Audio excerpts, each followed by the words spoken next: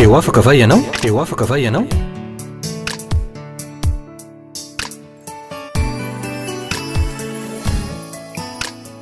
Fandaharany iarana fiangonana RHEFI Androndrakely.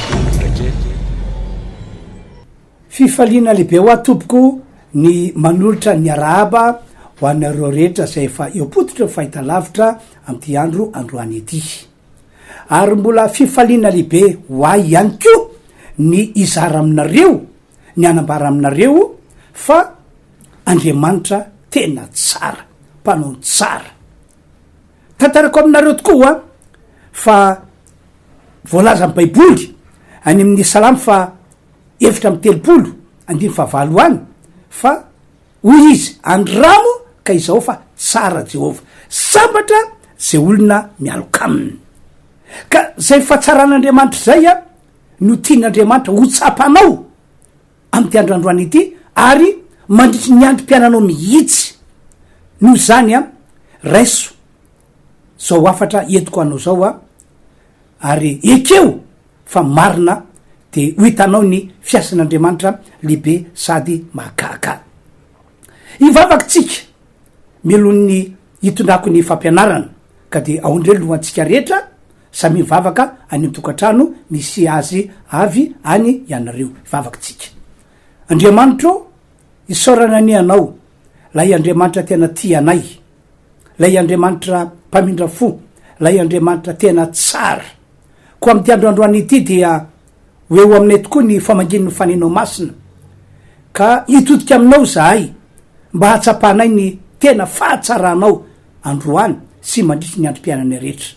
Mino ao fa ho ataonao tokoa zany, ary niparoponao ho tainao manokana raha hitondra ny afatra, tena ho tainao ka nyherinao mihitsy no hiasa, omena dera sy aja ary voninahitra ny anao anio ampitso ary mandrakizay amin'ny anaran'i Jesosy no anaovako zany vavaka zany.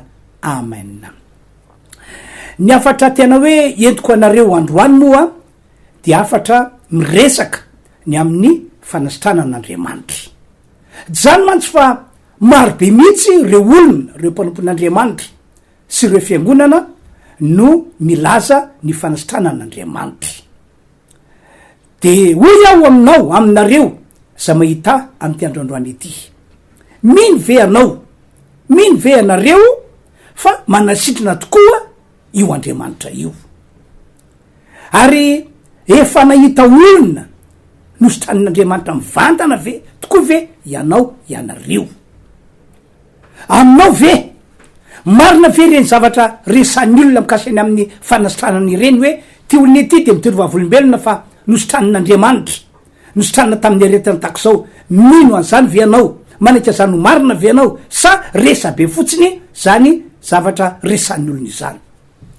Andeotsika maky baiboly mba hafantaranao hoe manasitrana marina Andriamanitra na tsy manasitrana zany io Andriamanitra io. Ato amin'ny salamy 7:30 no vakitsika de toy zao ny voalaza eo amin'ny 7. Zay mamela ny eloko rehetra, zay manasitrana ny aretinao rehetra. Asin'ny apôstôly ndray 10 no vakitsika de ny 9:30 ny am' Jesosy zay nosoran'Andriamanitra tamin'ny fanahy masa sy ny hery, sady nandende nanao soa sy nasitrana zay rehetra azo ny heriny devoly satria Andriamanitra nomba azy. Avy amin'ny alalan'ireo teny no vakin'ireo no akantsika fampianarana mba afantarantsika ny marina mikasika any amin'io Andriamanitra zay voalaza hoe tsara io. Ny dikan'ireo teny no vakin'ireo ry havana malala de izao: manasitrana ny marary tokoa ny tompo Andriamanitra tsotoa. Efatra amin'ny ela izy no nanao zany asa fanasitranana izany. Ohatra zao voatantara ato amin'ny Isaia 7:30 de 2:1-9. Tsy vakina moa le tantara fa lava. De nisy lehilahy anankiray mpanjaka izy io, narary izy tany am-boalohany ary niaratsy ny fisehon'ny aretina teo amin'ny fiainana. Ary avy ambony Andriamanitra no nahita hoe ho faty ny aretina io izy, ho faty ny aretina mahazo azy io izy. ary zany no antony natokan'Andriamanitra naniraka ny Isaia mpaminany hoe ry Isaia miantso anao aho, irako ianao mba hoany amin'ny Ezekia mpanjaka ka ilaza aminy fa ahafaty azy io aretina io, ka na inona ezaka ataony na iakavizy na iakavanana dia ahafaty azy io aretina io. De tokatany tokoa Isaia mpaminany nitondra zay afatra nampitondran'Andriamanitra azy zay. Ka rehefa vao nandrian'zany ity lehilahy mpanjaka ity de inona ho inao nataony? Marina aloha fa izy de lehilahy anisan'ny vavaka tamin'Andriamanitra, anisan'ireo lehilahy tena hoe nanompo an'Andriamanitra. De inona ho ianao nataony? Tsy afa-po tam'izay teny nataon'Andriamanitra zay izy. Marina fa Andriamanitra no teny, marina fa efa voalahatra avokoa ny zavatra rehetra mikasika ny fiainana, fa lasa izy nandeha nivavaka, nandoalika izy nanandrifindrindrina, de niantso an'Andriamanitra izy mba home famirapo Andriamanitra, mba se ho ianiko fahatsaranao, marina fa zao nilahatra ao, zao fitondranao, fa izaho kosa dia spesialy mangataka manoka aminao a amin'irao fo aseho amiko fahatsaranao, mbola teo velonao Andriamanitra. De inona zavatra nitranga? Tonga tany an-danitra tany amin'Andriamanitra lay vavaka nataon'ny Ezekia, tena voarain'Andriamanitra mihitsy. Ary zay no antony natokan'Andriamanitra niantso ny Isaia mpaminany ray hoe ry Isaia mpaminany avianao dia irako iverina ho any amin'ny Ezekia. De zao no lazainao aminy, efa eliko ny fitarananao izy izy, lasa ho aminy zany. Efa hitako ny ranomasinao hoy izy, lasa ho aminy zany. Noho zany dia amindra fo aminao aho, ho asiako aminao fahatsarako, lasa ho aminy zany, ka hositraniko amin'ny oretina mahazo azy io izy. Ary tsy vitana hositraniko fa ho ataoko fitaovana izy mba amonjena an'ity firenena misy azy ity. De lasa Isaia nakany amin'ny Ezekia de nitantara an'izay hevitra faharoa nampitondren'Andriamanitra azy zay. De tahorina zay de sitrana somatsara Ezekia. Dika zany de hoe nositran'Andriamanitra Ezekia. Tsy sitrany fahaizana, tsy sitrany herina, tsy sitrany ny fikaroany tatsy na fikaroany tarozy, fa nositran'Andriamanitra. Ny tiako amara am'zany ry havana de zao hoe manasitrana ny aretina tokoa ny tompo Andriamanitra tsotovo. Fa tateoriny andray dia nataon'Andriamanitra fomba fanao mihitsy ny fanasitranana ny marary, nataony antony raraha zay ngamba no ilazana azy. Zany no antony natokan'Andriamanitra nanapa-kevitra hoe ampidiniko any ambony tany Jesosy Kristy zanako, omeko zanak'olombelona Jesosy Kristy zanako. Ny lara-pamehana amin'Andriamanitra aloha raha tonga tety ambony tany Jesosy, raha nomena antsika zanak'olombelona Jesosy dia niamonjy ny fanahintsika aloha, niamonjy ny fanahintsika mba tsy hoe ho atanany devoly intsony fa kosa mba hoe ho atanan'Andriamanitra indray, mba tsy very any fahaveresana mandrakizay fa kosa mba hiaraka amin'Andriamanitra mandrakizay hiaraka amin'ny Jesosy ho any am'le fiainana mandrakizay. Zay ny lara-pamehana amin'Andriamanitra. Fa anisan'ny tena lehibe ihany koa nefa de ity ny anasitrana ny marary de reo olona rehetra marary sy ny anafaka an'ireo olona zay azo ny herin'ny devoly mpitondra aretina. Ahoana olona asin'ny apôstôly toko 10:7 ny vakentsika tery aloha mikasiny am' Jesosy zay nosoran'Andriamanitra tamin'ny fanahy masa sy ny hery, nosorana no tendrena mba andehandeha anao soa, andehandeha anasitrana, andehandeha anafaka an'ireo olona zay azo ny herin'ny devoly mpitondra aretina, azo ny herin'ny devoly mahafarofy. Zany voalaza. Ary efa mba nandinika ve anao ny voalaza sy ny voatantara ao amin'ny testamenta vaovao, indrindra fa eo amin'ny bokin'ny Matio, Marka, Luka, Jaune. De voatantara ao hoe nataiza ny toerana nisy an' Jesosy, ny toerana nalehana, araka fomba fiteniko hoe na tao amin'ny tanan-dehibe na tany amin'ny tanànany sarabembahoaka dia nanasitrana ny marary hatrany an-trano Jesosy. Reo olona zay azo ny herin'ny devoly mahafarofina, azo ny devoly mpitondra aretina de nisotraniny daolo ry ola zay nantona zany de nisotraniny arabaky teny ary rehefa diniko baiboly de tsy nisy aretina tsy nisotraniny Jesosy zany na de reo aretina ohatrany hoe afaky nisotraniny ve ty aretiny ity ay nisotraniny ve ty aretiny ity tena arabaky teny nisotraniny Jesosy tena hoe nisotraniny le ola marary ino ingeny voalaza ato amin'ny boky Matio hoe vakitsika Matio 5:12 de ino tsara ingeny voalaza amin'ny 2:30 hoe ary nisy vahoaka betsaka ny akeo aminy nitondra ny mandringa ny jambo ny mony ny kilemaina ary maro hafa koa ka nametraka azy teo akaikiny tongotry Jesosy dia nasitrana azy izy ka de talanjona ny vahoaka raha nahita ny mona miteny ny kilemaina sitrana ny mandringa afaka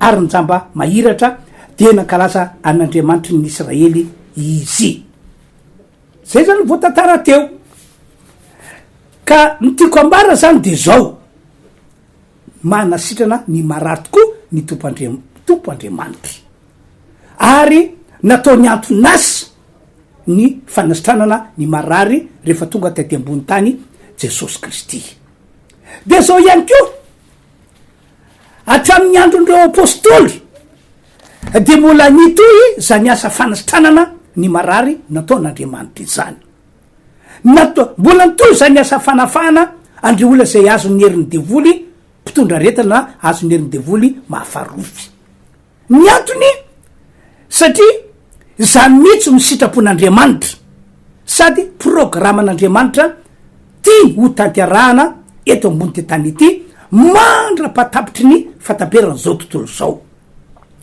ny sitrapon'Andriamanitra na programa de hoe ny anasitrana ny marary hatrany hatrany ka na de efa mandroso ary ny fahaizana amampalalana ananany olombelona de tsy miova am'izany Andriamanitra fa ny anasitrana ny marary hatrany hatrany profon'izany zavatra nitranga tamin'ny andron'ireo apôstôly efa tsy tety ambony tany tsony Jesosy tam'izany fotoan'izany fa efa nampiakarina ho any an-danitra fa ny tenany mampitolagaga de mbola nitofoana ny asa fanasitranana ny marary tamin'ny alalandreo apôstôly reo mpanompon'Andriamanitra andoko de vakitsika ny voasoratra asin'ny apôstôly 5 to zao ny voalaza asin'ny apôstôly 5 de vakitsika ny 12 ary ny tanan'ny apôstôly no nanaovana famantarana sy fahagagana maro teo amin'ny vahoaka 17 ary vao maty nisy ola maro koa nalana vavy zay nin'ny tompo nanampoisana ka de nety tena andalambe aza ny marary ka napetra tena ambony farafara sy fandrina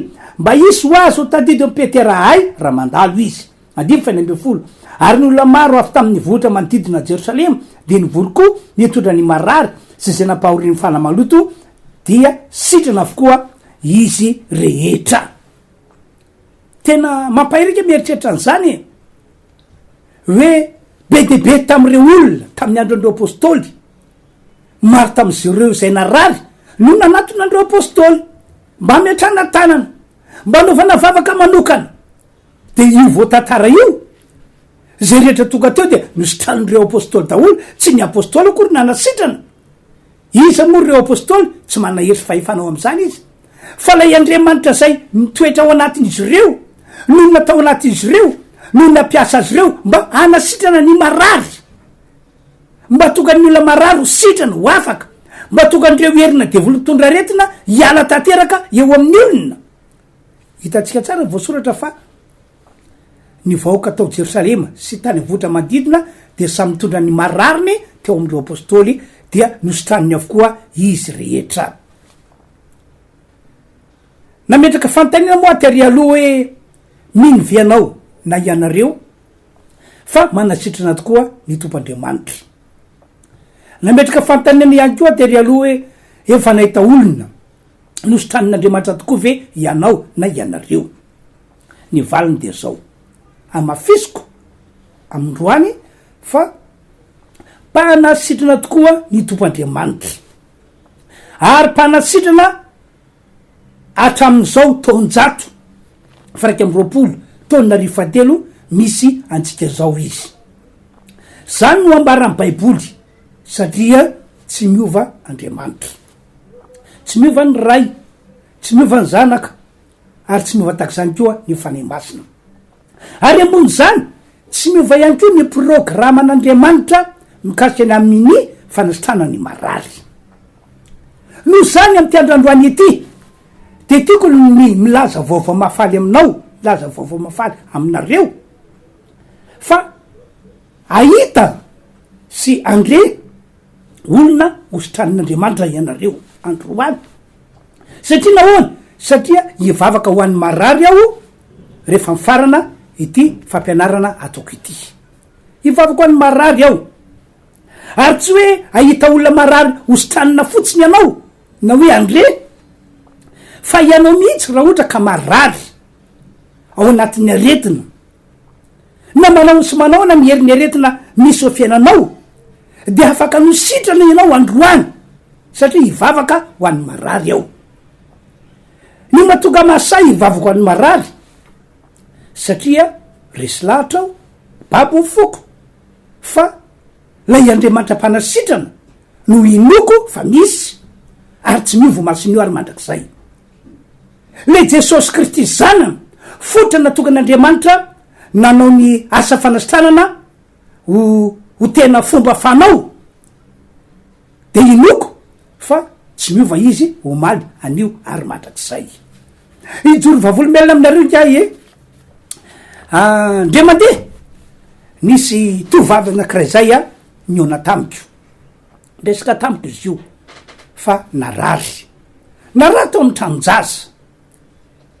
Rehefa natao ny fitirina rehetra, ny fizahana rehetra momba azy tam'zany de hono ny valitenin'lay mpitsabo dokotera atao amin'ny hôpitaly anakiray, maloto ny tranonjaza, misy rano ary mitongilana ka tsy misy vahaolana ho anao izy afa-tsy ny fandidina.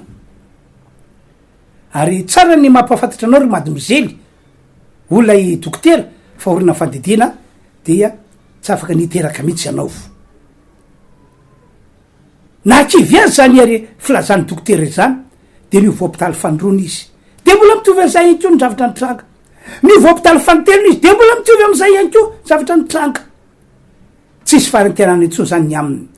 Nefa izy amin'io ho atao mariazy afaka volana vitsivitsy, olana nge zany mafy nge zany teo indrindra no nanehoan'Andriamanitra fa amy zavatra tsy hain'ny olombelona dia ain'Andriamanitra ny zavatra rehetra. Teo indrindra no nanehoan'Andriamanitra fa mbola manasetrana izy.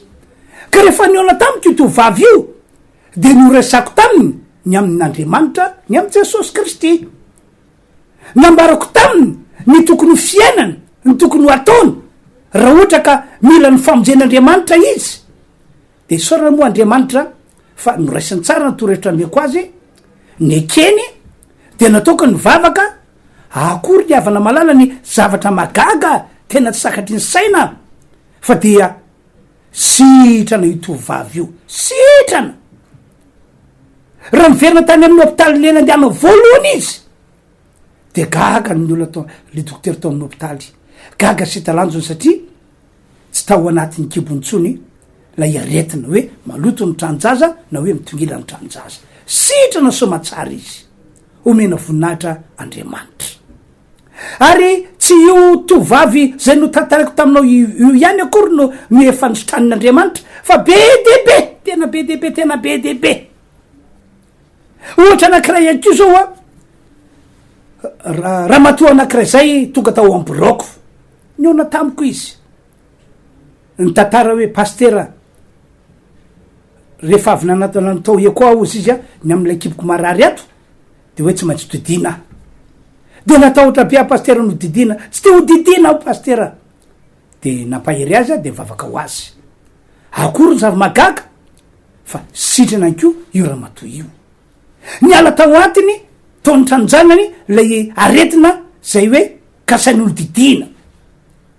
Isorana moa tompo fa re olona zay no tantarako taminareo reo de lasa miorina ho isan'ny mpino kristianina atao amin'ny fiangonana zay tandremako hatram'izao. Le madimozelona moa vita ihany mariazina ary de niteraka somatsara. Itira matoa ity salama sy tomatsara am'izao tsika mety an'izao, tsy narary intsony, tsy verina tamitsony ny aretina zay nahazo azy. Riavanao zany fahasoavana lehibe zany tian'andriamanitra ho aseho aminao, zany fatsaran'andriamanitra zany tian'andriamanitra asongadina eo amin'ny fiainanao. Noho zany de miantso anao aho am'ty androandroany ity mba hitodika amin'andriamanitra, mino an Jesosy, ekeo Jesosy, fa amin'ny alalan'io Jesosy io no anaovan'andriamanitra etsika hitondrana fanasitranana anao raha marary tokoa ianao, hitondrana fanafana ho anao raha misy herin'ny devoly mpitondra retina na herin'ny devoly mpitondra farifina eo amin'ny fiainanao. Jesosy mantsy no lalana ahafan'andriamanitra mitratsetro amin'ny fiainanao, ary lalana ahafan'andriamanitra mandray ny etaetanao mba ahafahany manao zavatra lehibe sy magaga eo aminao. Fa zao ihany ko azon'andriamanitra sitranina ny firenena anankiray. Tsy hoe ny tena tsika maha-olombelona tsika ihany akory matetika no marary, fa ny firenena anankiray ihany ko de afaka ny marary. Zany no antony mahatonga an'andriamanitra ny teny any amin'ny tantara faharoany toko fa 7 andininy fa 7 sy 7 hoe raha miverinamiko ianao izy izy dia ositraniko ny taninao. Manambara zay teny zay fa afaka ny marary zany ny firenena anankiray. Atao hoe marary no zany ny firenena anankiray raha ohatra ka ao anatin'ny ao amin'ny firenena io de marobe ny olona mahantra ary marobe takzany akoa ny olona mahantra mandavataona, de marary zany le firenena. Na ihany ko hoe ny midomina be ao amin'ny firenena anankiray io, ohatra hoe tsy misy filaminana, tsy misy fandripalemana, de marary ihany ko zany le firenena. Na ihany ko anisany mbola mbahana be amin'ny akabiazan'ny vahoaka ao amin'ny firenena, ohatra hoe fiaina manompo sampy, fiainana mandeha amin'ny lalan-dratsy, lalan-tsara tsy sapon'andriamanitra, de azo lazaina hoe marary ihany ko le firenena. Na ihany ko hoe ny fisina kolikoly zay tena mbola mbatoerana am'le firenena anankiray, de ilazana ihany ko zany hoe marary le firenena. De zany aretina mahazo firenena zany azon'andriamanitra sitraniny zany, fa tsy tena tsika olombelona ihany no azon'andriamanitra sitraniny, tsy hoe vita manasitrana, fa azon'andriamanitra sitraniny ihany ko ny firenena anankiray. De zao zany no karazana fepetra takin'andriamanitra am'izay fotoana zay mba ho sitrana ny firenena. Mila miverina amin'andriamanitra amin'ny fitiavana voalohany isika olon'andriamanitra rehetra. Mila miverina amin'andriamanitra fitiavana voalohany isika olon'andriamanitra rehetra. Ny fangatsatsiahana, ny torotoromasom-panahy zay nahazo de mila ialana tanteraka, fa mila miverina amin'ny fitiavana voalohany. Miandry an'izany Andriamanitra am'izao taona diavintsika izao. Fepetra faharoa, mila miverina amin'Andriamanitra ny malagasy rehetra, na iza io tsy misy avahana, ary mila manapa-kevitra miala amin'ny ratsy, miala amin'ny fahotana, miala amin'ny zavatra tsy araka sitrapon'Andriamanitra. Zao nge no mbarako aminareo hoe ny fahotana sy ny zavatra ratsy iainana io dia hitondra atsika ho amin'ny fahavelona mandrakizay io, kanefa ihany ko mampisaraka ny olombelona amin'Andriamanitra io, ary tsy mijanona teo fa lalana ahafany devoly mamita ny misiony eo amin'ny olona sy eo amin'ny firenena anankiray zany. Zay mahatonga miteny hoe mila miala miverina amin'Andriamanitra sika malagasy, ary mila miala amin'ny ratsy rehetra zay niainana hatram'izay. Fepetra fahatelo, mila miraisaitsika kristiana malagasy, tsy ny kristianina ray na roa na telo, na ny fiangonana ray na roa na telo, fa isika rehetrarehetra mihitsy mila miraisaina hoe andao hivavaka hanao fifonana ho an'ny Madagasikara na hanao fifonana ho an'ity firenena misy antsika ity. Azo lasaina fa mbola mararaka firenena malagasy raha le nambarako taminareo teo no dinina sy fakafakainy, anisa mbola marary ny firenena malagasy. De izy ary no anasirana azy, tsy misy anasirana azy afa-tsy ho Andriamanitra zay vavantsika io. de mila manao fifonantsika mba tsy fatezeran'andriamanitra no anapaka eto am'ty firenena ity fa kosa ny famindrapon'andriamanitra mila manao fifonantsika mba ho tokany misambatan'olona amy malagasy rehetra ny famangin'andriamanitra ka am'tytaony ity de hitodika amin'andriamanitra ny malagasy ary fanampyzay de mila manolotra an'izao firenena malagasy ao hoe ho atan'andriamanitra isika ny vavatsika tsiraray avy mihitsy ao anatin'ny vavaka firasatsaina no samy teny hoe Madagasikara atolotray ho anao Andriamanitra ary ianao Andriamanitra tsy to rainy Jesosy Kristy de ekenay ho Andriamanitra ivavahanay Madagasikara na ivavahanay malagasy ny andran'izany ho Andriamanitra io ny dera sy ny ajany ary ny voninahitra de atolotra ho an'Andriamanitra ray zanaka fanay masina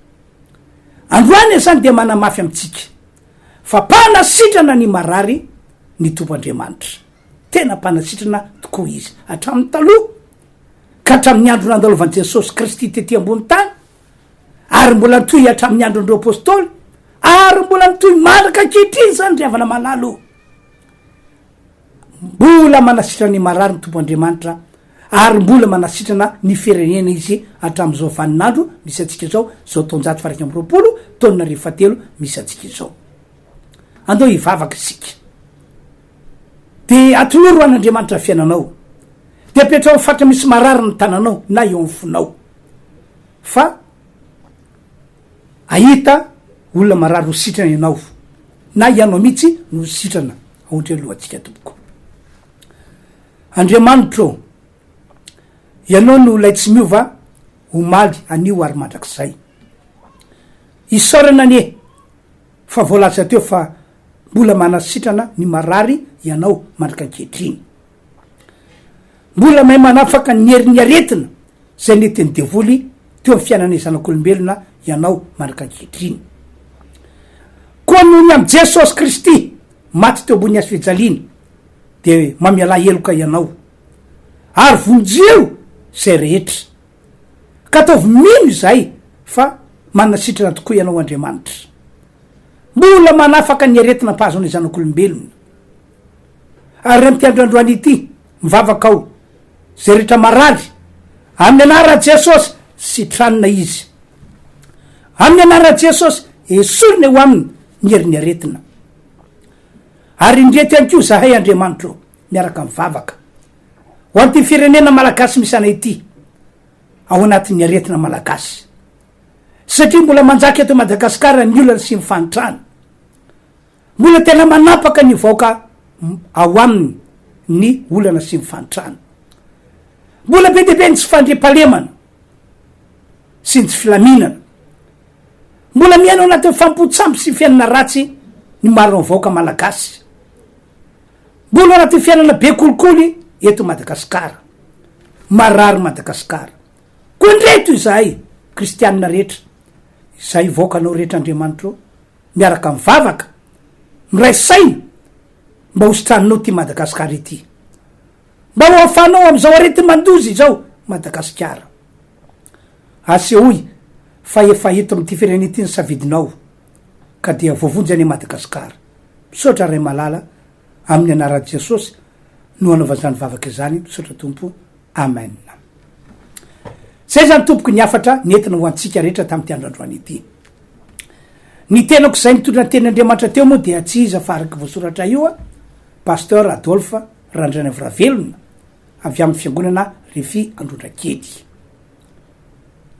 ho amin'ny manokana dia ao anaty foko ny anampy anareo ho anareo zay manana olana ho anareo zay marary efa nahita vokatra tsara tao anatin'izay ataoko hoe fampolotona mahery nanompoka an'Andriamanitra izay ary inoko fa zao ny fotoanan'Andriamanitra ho anao afaka mifandray amin'ny alalan'ny telefôny sika afaka miona aminay ihany koa anefa ianareo fa voniny izay hivavaka ho anareo amin'ny anaran'i Jesosy zay zany tompoko ny afatra nentin'androany a ka dia mametraka ny mandram-piona manao velomanareo amin'ny manaraka andray tompoko veloma tompoko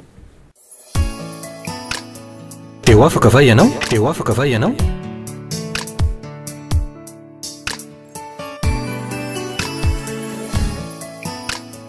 fandaharany iarana fiangonana RHEFI Androndrakely